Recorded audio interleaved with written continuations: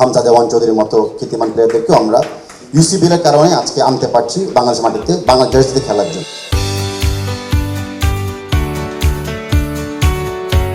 একটা স্বাক্ষর যার মধ্য দিয়ে শুরু হয় নতুন একটা সম্পর্ক। বাংলাদেশ যদি হয় একটা দেশ, তবে সেই দেশের ক্রীড়ামোদীদের প্রাণের ইঞ্জিন ফুটবল। আগামী 5 বছরের জন্য সেই ইঞ্জিনে জ্বালানির যোগান দিবে ইউনাইটেড কমার্শিয়াল ব্যাংক। হামজা আসার পরই দেশের ফুটবলের ব্র্যান্ড ভ্যালু যে তরতরিয়ে বাড়ছে, সেটাই এই চুক্তির প্রমাণ। লক্ষ্য করে দেখেন, আমাদের কিন্তু word is partnership, it's not sponsorship. Partnership meaning UCBL এর দায়িত্ব আছে, আমাদের জবাবদিহিতাও আছে তাদের প্রতি। আবার সিদ্ধান্ত নেওয়ার সময় আমরা একসাথে সিদ্ধান্ত নিব। আপাতত সিনিয়র ছেলেদের জাতীয় দলের স্পন্সর হলো দেশের অন্যতম শীর্ষ বেসরকারি ব্যাংকটি। প্রতিষ্ঠানটি বাংলাদেশের ফুটবলকে কাজে লাগিয়ে নিজেদের ব্র্যান্ড ভ্যালু নেক্সট লেভেলে নিয়ে যেতে চায়। Football should be more popular than any other sports in the country. হয়তোবা আমরা এখানে পিছিয়ে আছি, কিন্তু এখানে একটা লং টার্ম যদি একটা অ্যাপ্রোচ নিয়ে আমরা এখানে ভালো করার এখানে সুযোগ আছে।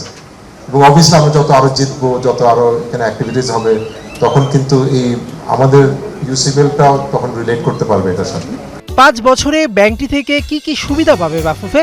জাতীয় ফুটবল দলের উন্নতিতে দেবে বেশ ভালো অঙ্কের টাকা, তবে সংখ্যাটি প্রকাশ করেনি দুই পক্ষ, কিছুটা গোপনই রেখেছে। চুক্তি বেগবান হলে পর্যায়ক্রমে বয়সভিত্তিক দলের স্পন্সর হবার ইচ্ছে আছে ব্যাংকটির। দুই পক্ষ লাভবান হলে 5 বছর পর রিনিউ হবে চুক্তি। চুক্তিতে কিন্তু দুই পক্ষেরই মিউচুয়াল বেনিফিট আন্ডারস্ট্যান্ডিং এসেছে। যেটা আমি বলেছিলাম যে হামজা চৌধুরীর সাথে বিএফএফ এর ব্র্যান্ড ভ্যালু যেরকম বড় আছে, ইউসিবি বর্তমান পরিচালক যারা আছেন, ডাইরেক্টর, তাদেরও কিন্তু ব্র্যান্ড ভ্যালু আছে। বাংলাদেশ জাতীয় ফুটবল দলে কোনো স্পন্সর ছিল না 1 দশকেরও বেশি সময় ধরে। তাবিত আওয়ালের নেতৃত্বে বাফুফের নতুন কমিটি 3 মাসের মধ্যে 2 বছরের জন্য কিট স্পন্সর পেয়েছে। এবার সেই তাবিতের ম্যাজিকেই জাতীয় পুরুষ ফুটবল দলেরও পৃষ্ঠপোষক পেল বাফুফে। বাফুফে প্রেসিডেন্টের নেতৃত্ব মুগ্ধ করছে সবাইকে। নতুন এক্সিকিউটিভ কমিটির প্রথম 100 দিনে আমরা কিন্তু ফিফার ফাইন্যান্সিয়াল রিস্ট্রিক্ট থেকে চলে এসেছি।